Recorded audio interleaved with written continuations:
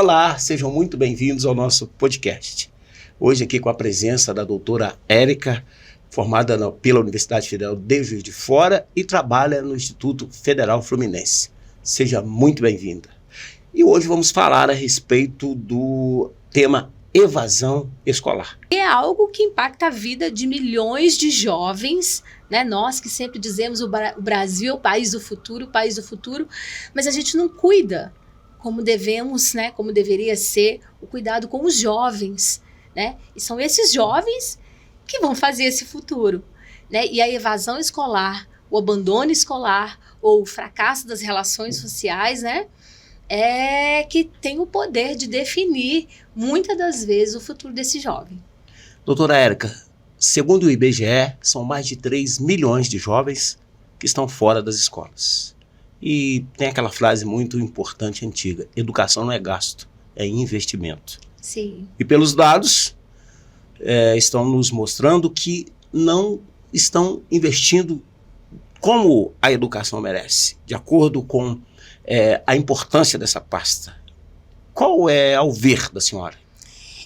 Eu não sei nem se a gente deveria dizer que não está investindo, porque alguns setores até investem sim, talvez outros setores ficam negligenciados quanto a essas verbas. E a questão da evasão escolar, ela acaba não sendo o centro das discussões de muitas questões. Por vários fatores, né? Porque ela não está lá no início da formação escolar do aluno, né? Os maiores afetados são aqueles jovens, aqueles alunos que pertencem à parcela mais pobre da população, e é dado, né? Eu gosto de sempre frisar que isso é dado, não é como muita gente afirma que é mimimi, é dado. Hoje, a maior parte da população pobre do nosso país é formada por pessoas negras. Então, se a gente for olhar todo esse quadro, a maior vítima da evasão escolar é o aluno, o jovem, pobre, negro e de periferia. Poxa, professora, mas é só o negro que faz evasão escolar? Não, não é só o negro, não. O aluno branco também. Mas se nós formos olhar em proporção, quem é que compõe a maior parte da população pobre desse país? Formado por negro. Então esse vai acabar sendo a maior vítima desse processo da evasão escolar, né? E também é algo que às vezes não é levado muito em discussão, né? Porque isso está ligado diretamente ao ensino técnico. E não é toda escola que oferece o ensino técnico, né? Aí até um desdobramento da questão da evasão escolar que a gente vai falando, né, no decorrer aqui do nosso bate-papo. Mas é importante, se me permite, vou chamar de você, tá? Sim, sim. Você falou sobre evasão escolar, mas temos outra subdivisão dentro desse tema, que é o abandono escolar. E temos outros também, mais subdivisões. Quais são as diferenças? Por que as denominações? Na verdade, são questões conceituais, né? Há aqueles que falam sobre evasão escolar, há outros que falam de abandono escolar, há outros que falam de fracasso do aluno, termo que eu discordo, e outros que falam sobre o fracasso das relações sociais. Eu acho que o fracasso das relações sociais permite a gente compreender melhor esse panorama, né? Vamos entender. De acordo com o INEP, a evasão ela é caracterizada quando o aluno sai e não volta mais. E o INEP também considera como abandono o aluno que sai em um ano, né, ele fez a matrícula dele, aí ele para de frequentar a escola, não tranca a matrícula nem nada, e no outro ano ele volta, né? Já o IDEB, né, que é um instituto que traz as estatísticas relacionadas à educação, né, e é isso que é base de pesquisa para a gente também os dados do INEP, né? O abandono se caracteriza apenas pelo aluno afastado da escola, sem pedir transferência, sem trancar a matrícula nem nada, né? O fracasso do aluno, que é o termo que a maior parte dos estudiosos em educação rejeitam, ele acaba julgando a culpa toda no aluno, né? É o fracasso, a gente até fala, é o fracasso do aluno, né? Porque a culpa não é do aluno, né? Nós vamos discutindo, vamos conversando aqui e nós vamos ver quais são os meandros, o que faz com que esse menino saia da escola, essa menina saia da escola, né? E há também aqueles que chamam de fracasso das relações sociais, porque aí sim eu acho que é o que melhor explica a questão da evasão escolar. Porque quando a gente vai olhar as causas de uma evasão escolar, já foi o tempo, né? Que se falava, a evasão escolar, o menino sai porque ele não gosta de estudar, porque ele não aprende. Tem muito mais além, né? Muito mais além. Digamos que tem muita água nessa sopa ainda. Exato. E escondida. Né? Às vezes que ao longo dos anos não se abordaram, não se debateram, porque é muito mais cômodo julgar a culpa em alguém. Em alguém. Né? Infelizmente, a política da culpa a culpa é do aluno, mundial. A culpa é da escola, a culpa é do professor. E não é bem assim. Todo mundo ali tem a sua parcela de responsabilidade, né? Se a gente olhar lá a Constituição Federal, eu trouxe aqui, né, algumas anotações para a gente não esquecer, lá no artigo 208 da Constituição Federal, está escrito lá que é dever do Estado, é dever fundamental, é obrigatório fornecer educação pública e gratuita para o aluno do ensino fundamental, mesmo aquele que esteja fora da idade, né? Da idade considerada a idade ideal, né? E não apenas para esses, para os alunos também que são pessoas portadoras de deficiência. A gente vê aí de vez em quando, né? Entra um governo ou outro que fala, não vou pagar isso, se quiser a família que traga alguém para cuidar ou venha cuidar. Não, é obrigação do Estado. Com certeza. Está lá na Constituição Federal. Né? Dever do Estado e direito da criança e do adolescente. Direito da criança e do jovem, do adolescente. Com certeza. Mas também, se a gente olhar lá na Constituição, a gente vai ver que a sociedade também tem a sua parcela. Com certeza. Porque a Constituição fala que a sociedade precisa apoiar essa educação que tem que ser oferecida pelo Estado, né? Aí entra a sociedade e a família. Então a gente começa a ver quais problemas, o que pode levar esse aluno a sair da escola, a não continuar estudando e manter o seu ciclo regular, né? Se a gente for olhar, nós vamos ver que o maior número de evasão escolar é no ensino médio. Né?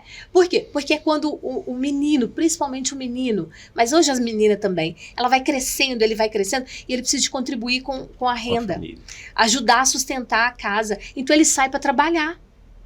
Ele tem que trabalhar. Isso, tentando de alguma forma ajudar na renda familiar. Ajudar na renda familiar mas mesmo. Prejudicando o seu currículo, a sua carreira. O seu futuro. Poderia estar ajudando mais a família, porque ele estaria ingressando na Universidade Federal e tendo condição de ganhar mais para ajudar essa família. E eu até falo, sabe, às vezes, nem é só na universidade, não. Eu falo assim, a universidade, ela é para todos, sim, para todos que queiram ir, né?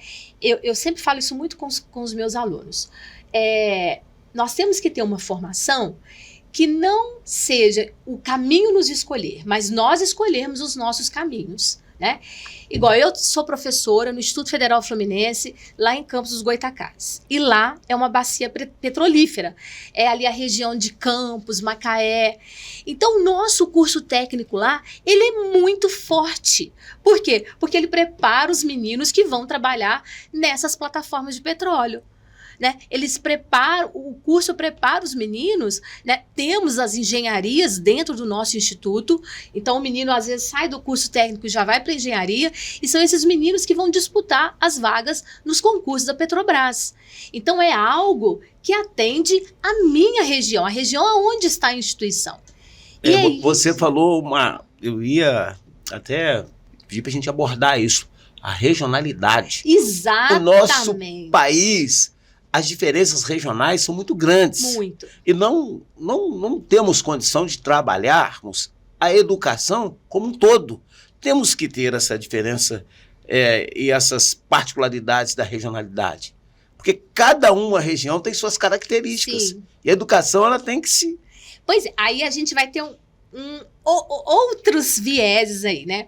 Porque a educação no país, ela tem uma diretriz, que é a BNCC. E a BNCC ela é nacional, né? Então, é o país inteiro. Temos também uma outra questão, que é o livro didático. Né? Olha como que nada é simples na educação. Eu falo que educação, saúde, justiça, segurança pública, soluções que é varinha de condão, cai fora. Não tem jeito. Porque é furada. Porque não é um problema, não tem uma causa única. Então, nessa questão da educação, essa da regionalidade, a gente vai olhar que eu não vou nem falar dos institutos federais, não. Eu vou falar do professor que está lá na rede municipal, do professor que está na rede estadual, né? A gente sabe que muitas das vezes a única ferramenta que ele tem, o único instrumento de trabalho que ele tem é o livro didático. Só. Né? E o livro didático, ele não considera essas particularidades, porque o governo ele compra uma demanda, né? Um lote de livros para atender o Estado. Né? Então ele vai lá, compra, ele faz o papel dele, vem o livro indicado pelo Programa Nacional do Livro Didático e ele manda para a escola. Né? Aí cabe ao professor fazer as devidas adaptações. Só que a gente esbarra numa outra questão. O professor que é mal remunerado. Que para manter a sua família dignamente, às vezes ele tem que trabalhar em 5 escolas. Que horas que esse professor vai fazer essas devidas adaptações? Não tem tempo. Eu já atuei. Nem saúde. Aliás, eu estou vereador, sou professor. É muito difícil. Não tem saúde, não tem força. E ele tem vida além da escola. Ele tem família, ele tem filhos, né? Ele tem as preocupações dele. Então, olha como essa questão é complexa. Muito. Aí eu acho que os institutos federais, que é o meu campo de atuação, eles têm essa vantagem, porque um dos nossos carros-chefe é o ensino técnico, né? Nós somos o Instituto Técnico e Tecnológico. E aí os institutos federais, eles trabalham de acordo com as demandas das suas regiões. Né? Igual, na minha região, lá onde está o meu instituto, na minha região não, eu sou de Juiz de Fora, mas trabalho lá. Sei. Lá onde está o meu instituto, o forte lá é o petróleo. Então, lá investe-se muito na engenharia elétrica, na engenharia da computação, nas áreas voltadas, nos cursos técnicos de eletrotécnica, mecânica, porque é o que a nossa região pede. Eu estava conversando com um amigo, ele é do Instituto Federal de Muriaé, e ele estava me falando sobre a abertura do Instituto Federal em São João Nepomuceno. Aí outro dia eu fui ali em São João e estava olhando que lá tem muita malharia, muita fábrica de roupa. Provavelmente o Instituto lá vai fazer algo nesse sentido. Exato. Tem que trabalhar com as particularidades. Exatamente. Com cada característica de cada região. Né? Porque aí a gente vai atacar um outro elemento que causa evasão escolar, quando o aluno não vê motivação na escola, quando ele não vê sentido para a escola. Né? É aquilo que a gente estava falando antes de começar aqui, que o aluno ele chega na escola com conhecimento. E se a escola não valorizar esse conhecimento, se a escola não compreender, né? A gente que está do outro lado, a gente que é o professor, se ater apenas ao livro didático, né? Ao script, digamos assim, a gente vai perder o conhecimento desse aluno. E aí o aluno passa a não se sentir motivado. É igual a gente fala, né? Quem dá aulas, fatalmente já ouviu o aluno falar, professora, isso vai servir para quê para mim? Passa por vários... Porque a escola, a gente não pode esquecer que ela é coletiva. Exato. A escola não é só gestor, não é só professor, não é só aluno, né? Para pensar a educação dessa forma, e nós estamos falando só em relação à evasão escolar, né? O que a gente está discutindo é específico para evasão escolar. Mas uma coisa acaba... O que a gente precisa de entender é que tem que ter um bom gestor, sim. E o que é o bom gestor? Não é só aquele que é bem formado, que tem aquele monte de... Não!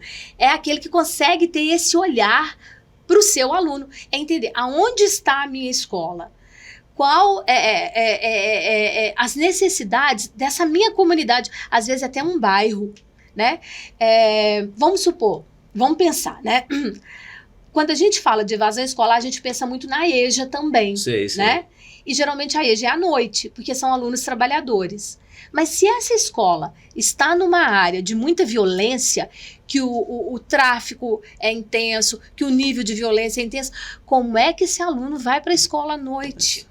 Complicado. Então, olha só, precisa de ter esse olhar, aonde está a minha escola, quem são os meus alunos, conversar, formar, dar formação para o professor que atua ali, né? Para esse professor também, porque às vezes a gente pensa assim, vamos dar uma formação para todo mundo, e esse professor ele pode trabalhar no 5º ano, 6º ano, 7º ano, EJA. Não, vamos ver quem que é o professor que tem um perfil de trabalhar na EJA, ou com esse aluno que teve o abandono escolar, que saiu da escola e agora está retornando, né? Ou o que fazer para esse aluno não sair, né? Ter esse olhar para esse aluno, esse olhar mesmo de compreender de onde ele vem, o que ele traz de conhecimento, o que a nossa escola pode oferecer para esse menino, né? E aí muita gente fala assim, nossa, mas aí está propondo uma educação muito rasa. Não é isso não. Entendo. A gente está saindo de um lugar, né? Partindo de um dado conhecimento que tem como base o conhecimento do aluno também, o que ele traz, e a gente tem que ter a visão aonde eu quero chegar com esse aluno, aonde eu vou levar esse meu aluno, né? Que ponto que eu quero que ele chegue? Nosso país, a educação muitas vezes ela é tratada como uma política de governo e não de Estado. Há uma diferença muito grande. Você citou aí o artigo da Constituição, né? Um direito constitucional, e muitas vezes mudou o governo, entra com a vara de condão mudando a educação. Exatamente. Como se aquele momento fosse, agora inventaram a roda.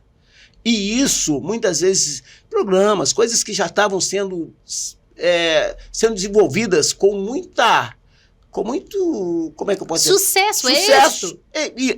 E depois, porque não é uma política de Estado, de governo, o governo quer mostrar mais do que o outro, aponta o dedo aí para a classe política, para o poder legislativo e o executivo, muitas vezes não se interagem, muitas vezes não se entendem, e quem é prejudicado, muitas vezes, é o aluno, contribuindo para a evasão. Porque, às vezes, o aluno está ali num momento, ele está vivendo um momento bom, e por simples questão de mudança, simplesmente para mudar aquilo que o outro está fazendo, prejudica muitas vezes o aluno. Não uma política, né? Repito, estou sendo redundante até para que as pessoas fixem de governo e sim estatal. Tem que ter uma política do Estado. Sim, e a gente tem sempre que pensar na formação do aluno enquanto sujeito de suas ações. O que é ser sujeito de suas ações? É compreender aonde ele está, por que ele está, o que ele pode fazer para mudar a vida dele. O que é a educação? Isso é trazer a motivação, é trazer o sentido da educação para o aluno compreender o que é aquela fórmula matemática, né? O que é aquela fórmula química, o que aquilo pode mudar na vida dele, porque pode mudar, né? Ele pode sim para a universidade. Eu não gosto muito não penso em ir para a universidade, eu quero ir para o curso técnico. Ótimo, então vamos para o curso técnico, né? E aí, você falou uma coisa, né, sobre a política de Estado e a política de governo, né? O que a gente percebe é que, às vezes, muitas vezes, assim, alguém fala assim, nós temos que fazer isso. Aí corre todo mundo e vai fazer. Vai fazer. Aí fala, não, mas não é isso, tem que fazer aquilo. Aí corre todo mundo para o outro lado e vai fazer. Igual a questão do novo ensino médio, né? Pensar um novo ensino médio... O que você acha? Pois é. Pensar um novo ensino médio, pensar que o ensino tem que despertar o interesse do aluno e tal. Mas eu penso que do jeito que o novo ensino médio foi feito, do jeito que ele estava sendo elaborado, né, e usado mesmo nas escolas, feito nas escolas, não vai nos levar a lugar algum. Não atende às necessidades? Não atende, porque... Tem uma polêmica, você sabe. Tem muita gente que defende. Ai, meu Deus, vamos que Mas vamos. é bom. Vou levantar as polêmicas. Uma vez, eu conversando com uma amiga minha, professora de matemática, e ela falando assim, Érica, eu tô horrorizada. Eu falei, por que ela? me mandaram dar aula de tintura de tecido para os meus alunos. Eu dou aula de matemática. Então, entende o abismo que está ali? O ensino, ele tem que atingir esse aluno, ele tem que preparar o aluno, mas o negócio tem que ser bem estruturado, ele tem que ser estudado. O novo ensino médio, ele pode ser bom? Pode. Ele pode ser bom, sim, mas ele precisa de ser bem estruturado. Tem que chamar os professores, ouvir os gestores, ouvir a escola, ouvir os alunos. O que esses alunos querem mesmo? O que eu, enquanto professor, estou apta a... Não adianta mandar eu dar aula de horta para os meninos, mandar eu dar aula de tintura de tecido para os meninos, se eu não tenho a devida preparação para aquilo, não tenho a formação para aquilo. Vou fingir que ensino, o aluno vai fingir que sabe. E o futuro vai sendo atropelado. E aí o que a gente tem, o resultado que a gente tem é o desemprego, a falta de acesso ao mercado de trabalho formal, né? E olha como é que isso vai alimentando, né? Uma roda que vai alimentando, é um ciclo que vai alimentando, porque aí não tem acesso ao mercado de trabalho, as condições econômicas daquela pessoa, né, que já está se encaminhando para a vida adulta, vai sendo deteriorada, que vão ter filhos, que também poderão passar pela evasão escolar e que também não terão acesso a um ensino de qualidade. Olha só, como que é um ciclo vicioso, né? E para a evasão escolar também, combate à evasão escolar, a gente estava falando que é um problema complexo, tem muita gente para atuar, né, para resolver, e eu acho que tem que ser parceiro indissociável da escola para o combate da evasão escolar, o Conselho Tutelar e o Ministério Público. Com certeza. Né? Porque, assim, isso eu estava até lendo hoje de manhã um trabalho de como... A escola, eu quero pegar um gancho aí, a escola tem que informar o conselheiro tutelar a evasão dos alunos. Sim. O conselho tem que atuar, porque é muito importante esse trabalho de parceria, para que o conselheiro vá na casa, visite. Para saber por que aquele menino parou de ir na escola. Exatamente. Mas ele tem que trabalhar. Aí entra, quando eu falei do fracasso das relações sociais, porque não é uma relação só. Porque se não tiver política pública que mantenha o aluno na escola, o aluno não vai ficar na escola. Ele não vai ficar. Eu tenho uma orientanda e ela trabalha com a EJA, né? E aí ela falou, professora, pela minha experiência que eu tenho com a EJA, pode ter o que for. Se não tiver dinheiro, se aquele aluno que vai para a EJA, um aluno trabalhador, se ele não tiver uma política pública que veja a permanência desse menino lá, ele não vai permanecer. E não é só na EJA. Aí eu vou falar pela minha instituição, né? Lá nós temos o programa Permanência, né? A permanência do aluno dentro da instituição. Nós temos lá muitos alunos que vêm de cidades vizinhas, ficam o dia inteiro na faculdade. Se não tiver, o dia inteiro dentro do Instituto Federal, se não tiver uma política de permanência, e se esse menino é de uma família carente, como é que ele vai fazer o transporte? Como é que ele vai comer? Ele não tem nem como chegar na escola. Ele não chega e se ele for, olha... Enfim, não tem outra saída. O fracasso não é dele. Ele é forçado. Ele é expulso de dentro da escola. As condições, entendo. Né? Então aí nós temos, né? O que pode levar, como a gente está falando desde o início. Eu vou aqui falar uma coisa muito séria para você, internauta. Quando nós não cuidamos desse aluno, o crime adota. Muitas das vezes o crime, sim. Porque um aluno que não estuda, aluno que não estuda, que não trabalha, que fica totalmente, né, com a mente vazia, né? Tá lá, sem nenhuma... Ele é facilmente abraçado, aliciado pela criminalidade. E aí entra... Que dá suporte para ele, muitas vezes, para ele fazer a coisa errada. Enquanto o Estado não dá esse apoio para ele, que deveria, conforme você leu no artigo da Constituição, é direito dele e dever do Estado, que deveria estar fazendo esse dever, e ele encarando, vendo esse direito dele na prática, né? Porque...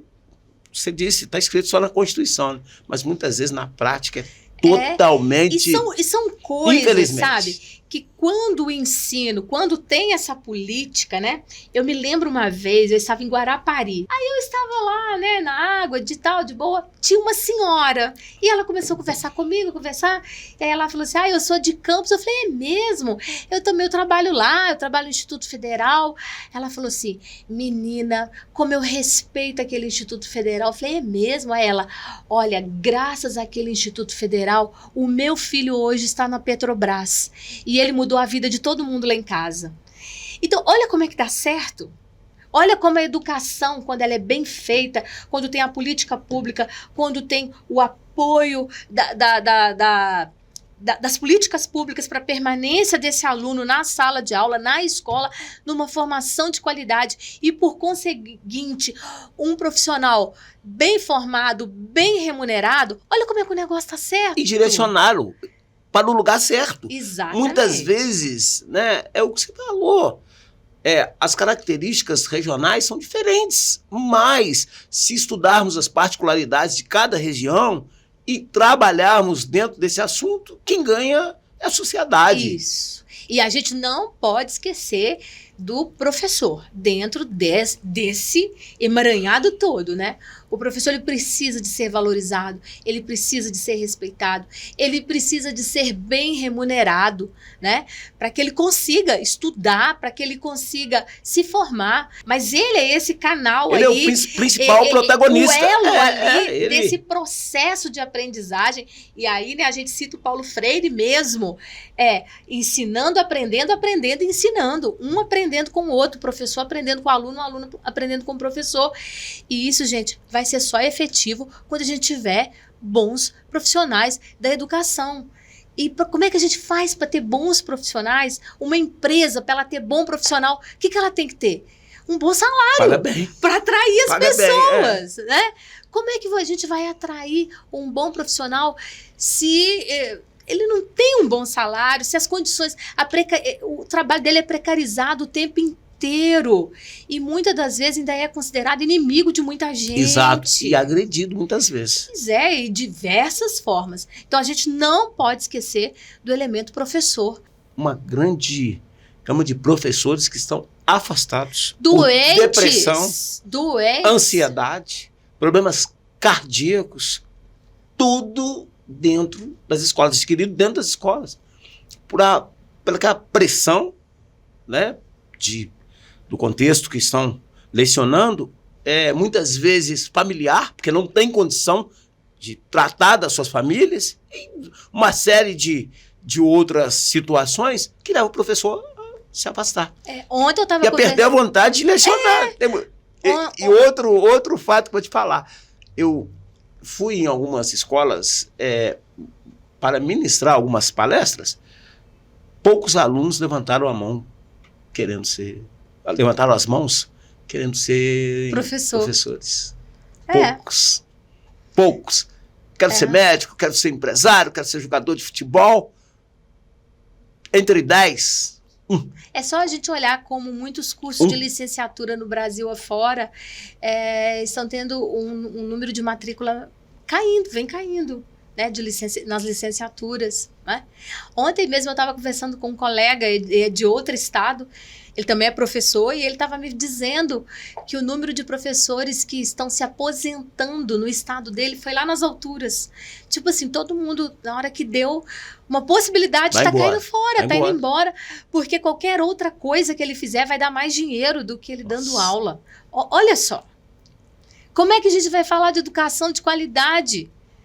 Nossa, sou da rede federal, né? Estamos em greve por aumento de salário. Olha, né? E ainda a gente vê que ainda temos muitos, né? A minha impressão, eu não tenho rede social, não uso rede social, me faz muito mal rede social, né? Enfim, eu não uso rede social, então talvez por isso eu não esteja vendo tanto. Mas ainda tem aqueles que falam que a gente está em greve porque a gente é preguiçoso, porque a gente não quer trabalhar, porque nananã. Mas esquece que a educação de qualidade, para resolver o problema da evasão escolar, da baixa aprendizagem, do aluno que não aprende a ler e escrever na idade certa, gente, não adianta, isso passa pelo professor. E o professor ele tem que ter um mínimo de tranquilidade na vida para ele poder estudar. Lógico. Como é que ele vai ser bem formado? Como é que ele vai formar bons alunos se ele tem que trabalhar em 5, 6 escolas, como tem gente que trabalha? Ainda que ele queira. Não tem como. É Não tem humanamente força, não tem saúde. impossível. Né? Tá? É uma coisa que a gente fica até triste em falar isso, mas é humanamente impossível. Eu já lecionei, além de nós andarmos procurando vagas, porque era difícil, aqui no estado nós tínhamos a designação, quem é professor aí que está me ouvindo sabe o que é isso, nós não conseguimos vaga e quando conseguimos? Lugar longe, tínhamos que sair correndo para ir para outra escola, Ainda tem um outro problema ficávamos sábado aí, e domingo. Ainda tem um outro problema, que o professor designado, o professor contratado, o professor substituto, ele não tem os mesmos direitos do professor efetivo. Pouco direito. E muito dever. O efetivo já ganha pouco, o contratado designado ganha menos ainda. E sem contar no estresse. Sábado e domingo levando os cadernos, as cadernetas para casa, né? Para que nós corrigíssemos notas, provas, e aí, né, aquele infinidade de trabalho com pouco recurso. E cuidando da família ainda, né? Então é muito sério. Eu espero mesmo, né, que as pessoas reconheçam mesmo, né, o papel do professor, não vejam o professor como inimigo, o professor não é inimigo, mas o professor trabalha com uma ferramenta que é perigosa. Qual é essa ferramenta? A gente forma sujeitos, a gente forma pessoas que pensam, que refletem, que criticam, que vão ser cidadãos que não apenas aceitam tudo, mas criticam e falam. E nem todo mundo quer isso, não. Tem gente que olha, vê esse sujeito como perigoso, né? E aí vem todas as outras designações que a gente sabe que tem em relação ao papel do professor. Mas ele está ali, esse é o papel dele, é formar esse cidadão crítico, porque é esse cidadão crítico que vai conseguir... vou falar o meu exemplo, Pode. Né? Os meus pais são pessoas simples. Meus pais são pessoas simples. Os dois são do estado de Minas, mas o meu pai era motorista de caminhão e a minha mãe era faxineira do estado de Minas. Mas os meus pais sempre foram cidadãos críticos, sempre foram. E o meu pai sabia do valor que tinha a escola, né? Então, meu pai nunca deixou a gente parar de estudar. Na minha casa, me estudou quem não quis. Na minha também. Né? Então, o meu pai sempre levou a gente, porque ele sabia, ele falava mesmo, ó, a única coisa que pode mudar a nossa vida pro resto da vida é o estudo. Ele falava o estudo, ele falava educação não. É o estudo. E eu me lembro, quando a gente era criança, ele falava assim, ó, se tomar pau não tem presente de Natal. Exato. E a gente acreditava, piamente, que não ia ganhar presente de Natal, né? Mas era o jeito que ele tinha de estimular a gente a se manter na escola.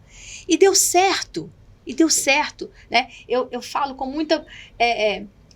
muito orgulho de eu ter chegado hoje aonde eu cheguei, ser doutora em letras, ser servidora, professora efetiva da rede federal, porque isso tem muito do meu pai e da minha mãe ali. Nossa, com certeza. Carregando, incentivando a gente.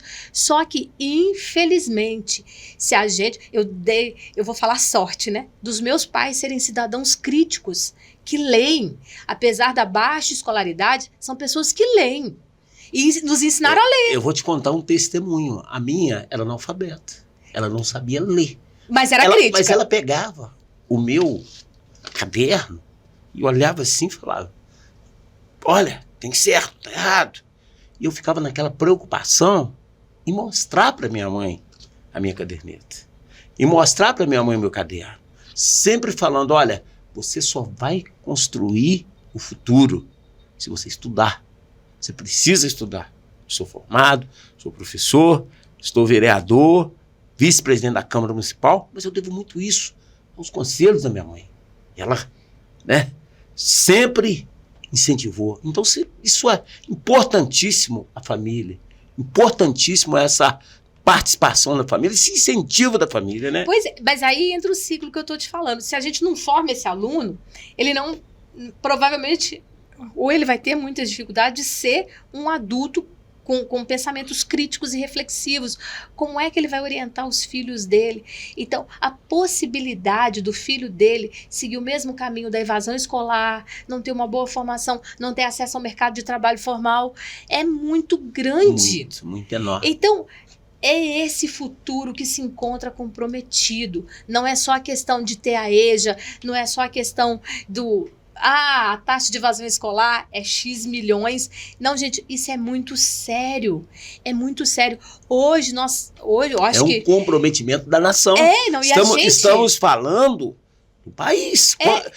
A nossa educação está aqui, no nosso bairro, vai para a nossa cidade, vai para o nosso estado, depois vai para o nosso governo. É um ciclo de famílias que estão sendo mal cuidadas no que diz respeito ao quesito educação. Estamos, assim, levando de qualquer jeito. E se a gente olhar hoje, eu acho que se a gente perguntar para qualquer pessoa na rua qual é o maior problema que você vê hoje no país inteiro, eu arrisco a dizer que a maioria vai dizer que é segurança pública, que é violência, né? A minha filha estuda em São Paulo. E ela fala mesmo, mãe, a gente tem um esqueminha para andar em São Paulo. Por exemplo, celular no fundo da mochila e não atende celular na rua de jeito nenhum. Rio de Janeiro. Pois é. Então, Minas Gerais então, olha só, acompanhando. Nós temos essa violência aí. E a gente pergunta, né? Tem que tomar cuidado para, né? Mas como dar essa violência? Por conta do professor, a professora falando, né? O bandido bom não é o bandido morto. Eu não concordo com isso. Ressocializar. Bandido bom, bandido Também morto. acho. Por quê? Tem que ressocializar. O problema ali Também é acho. a educação. Também A educação precisa de estar ali. Também. Porque quando a gente educa bem o menino lá na escola, eu estou falando da educação escolar, a formação escolar, que considera o conhecimento do aluno, que sabe de onde vai sair, aonde vai chegar, e consegue levar aquele menino até que seja com ensino técnico, que seja com a universidade, a chance desse menino cair na criminalidade diminui. Com certeza. Ele vai ter pensamento para ele dizer não ao aliciamento do tráfico. É muito fácil eu mandar batata. Eu, como cristão, sou cristão, eu tenho todo cristão não pode ter essa ideologia de matar. Ninguém, né, gente? Ninguém. Porque quem somos nós para tirar a vida julgar. De alguém, sou né? Totalmente, radicalmente contrário. Eles nem gostam que eu dou muito minha opinião, mas eu dou. Tá? Eu sou meio... Então, eu acho que temos que trabalhar a base. Temos que... eu sou muito daquela... Eu gosto muito de usar algumas frases até feitas, mas que eu sempre marcou minha vida. Abram-se escolas, fecham-se cadeias. Pois é. Quanto isso. mais nós... Escola de qualidade. De qualidade. Com o professor bem remunerado. Eu acho que o professor bem remunerado vai ser um sonho que a gente vai levar pela vida fora, porque eu não sei até que ponto, né, que é interessante ter professores bem formados e bem remunerados por conta das questões que eu já falei, né? Porque a gente acaba mexendo em camadas cristalizadas e que nem sempre querem que a gente mexa. Mas... eu não vejo outro caminho para a gente resolver os problemas sociais. Por isso que eu falei lá no início que muita gente fala evasão escolar, abandono escolar, outros falam fracasso das relações sociais. Porque quando um aluno, um jovem de 10, 11, criança, né? Porque até, de acordo com a Constituição, até 11 anos e 11 meses é criança. Então, criança, jovem, adolescente, saindo da escola sem terminar o seu ensino médio, é um fracasso das relações sociais. É um fracasso do trabalho, das relações de trabalho, das relações econômicas, das relações educacionais, das políticas públicas. Tá indo embora junto com aquele menino. Tá indo embora pro ralo abaixo. E se nada for feito para aquele menino retornar, né? Observe, família, aluno, escola no coletivo, né? Gestão, professor, servidores, né? E sociedade, e governo, né? Porque a gente vê que tem muito também de culpar o professor, né? Ou culpar a escola, não é só.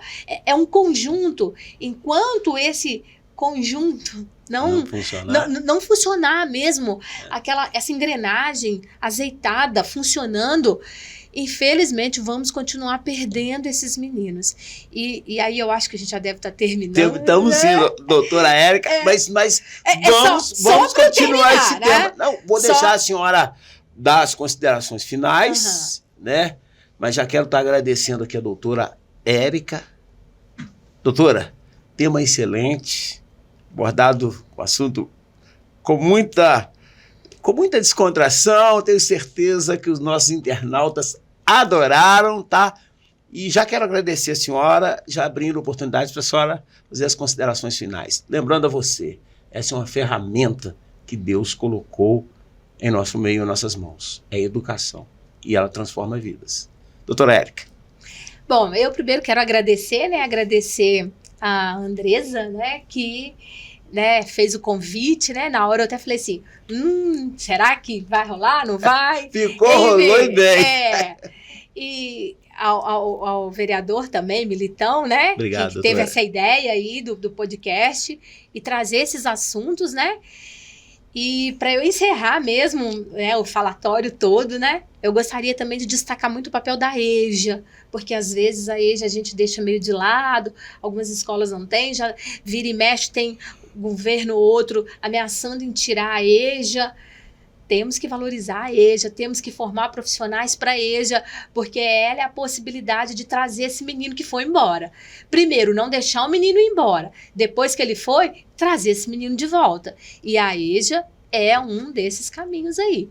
E os cursos técnicos pelo Brasil afora, né? E os nossos professores, sempre, aí eu estou falando de mim, né? Deixar o meu respeito mesmo aos professores que lutam com muita dificuldade, estão aí lutando sempre por melhores condições de ensino, de trabalho e de vida, né? Então, a eles todo o meu respeito, né? É isso. Obrigado, doutora. Aos nossos internautas, muito obrigado. Nosso podcast, Então, Militão, está top, mas você ainda pode continuar nos seguindo em nosso Facebook, em nosso Instagram, em nosso YouTube. Acompanhe aí as nossas redes sociais. Um grande abraço para você. Obrigado, doutora.